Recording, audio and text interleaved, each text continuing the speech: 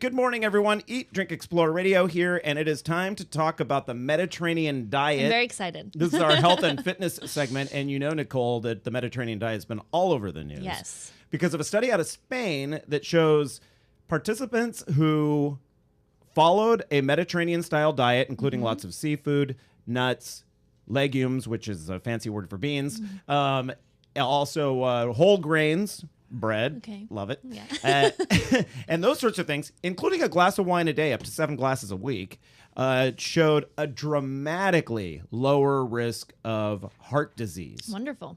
And it really is wonderful. And to join us to talk a little bit about that is registered dietitian Carol Burke Sloan. She is a contributor for the California Walnut Commission, who was tangentially related to this study.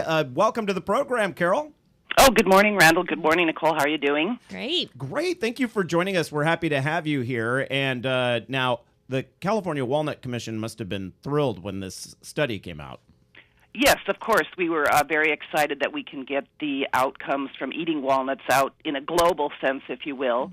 The California Walnut Commission did provide the walnuts for the study, so we were very happy to be approached and be part of it. And that created a little bit of question marks over some people's head, like, well, is this study valid then? Because there was also some other contributors as well. A Spanish olive consortium provided olive oil and things. But most of the scientists that I've listened to have all across the board said the facts and figures are hard to argue with in this study.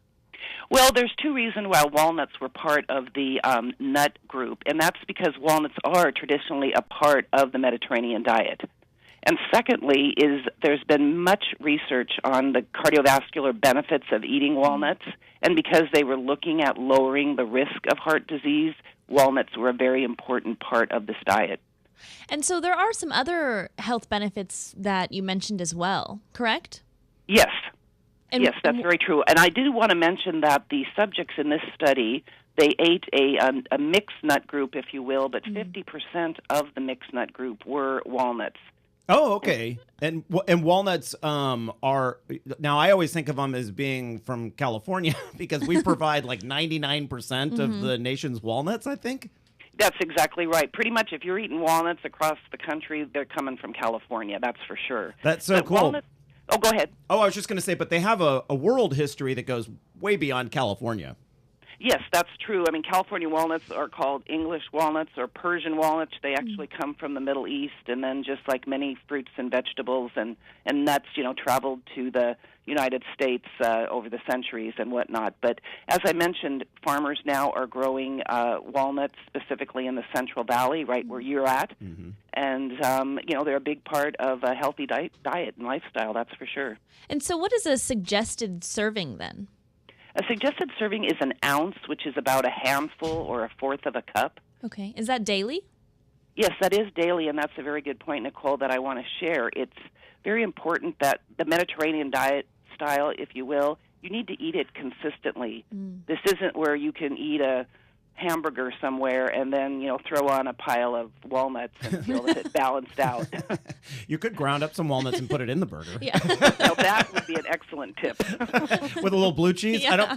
I keep straying farther and farther from this Mediterranean diet. Right. Yeah, I got to pull you back in as a dietitian here. But, Carol, cheese can be included in this Mediterranean diet, but typically, historically, along the Mediterranean, cheese is used far more sparingly, and so are, like, say, cured meats and those sorts of things. They're included in the diet, but not in the proportions that we eat them here in the U.S.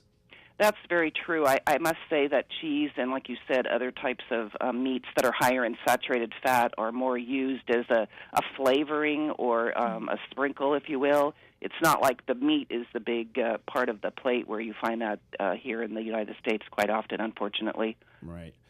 I don't know if you are able to address this, but I had read that the study itself had to be cut short because for ethical reasons, the people conducting the study felt like if they continued keeping these other people on the non-Mediterranean diet, that it would be harmful to their health. Do I have that right? You have that exactly right. I couldn't have said it any better myself.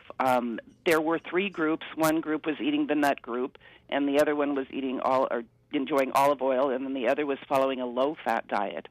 And they felt the people on the low-fat diet were not getting the benefits of the nuts and the olive oil, and it wasn't ethical to continue to allow them to be on that type of diet. And now, also, as I understand it, the people on the low-fat diet weren't really following the low-fat diet they were supposed to.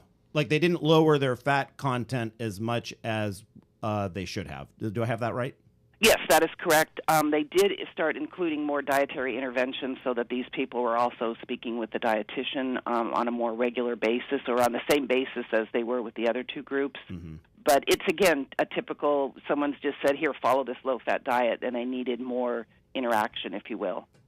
So I think Nicole and I are kind of wondering, what is it about walnuts, or nuts in general, I guess, but walnuts, since that's your expertise, what is it about walnuts that helps our heart so much?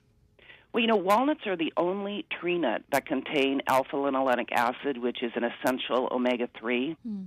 And that's one thing as a dietitian, you can't just say, well, eat more nuts. You got to be more specific. You need to say you need to eat walnuts because they have alpha-linolenic acid. Or you need to say you need to eat bananas because they have potassium. You can't just give it a general overlay. You have to be very specific because certain foods have certain nutrients that are important. Now, if we're to buy walnuts at the store, do you have a suggestion of, what's the best kind to receive these benefits?